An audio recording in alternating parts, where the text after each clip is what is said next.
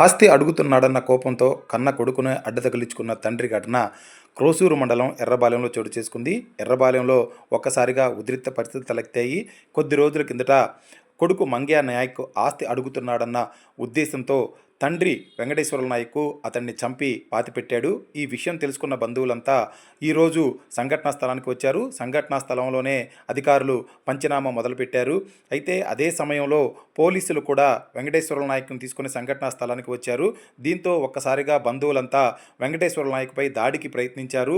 అడ్డుకోపోయిన పోలీసుల మీద కూడా తిరగబడ్డారు. ఈ నేపథ్యంలోనూ పోలీసులకి వెంకటేశ్వర నాయక్ బంధువులకి మధ్య తీవ్ర వాగ్వివాదం చోటు చేసుకుంది.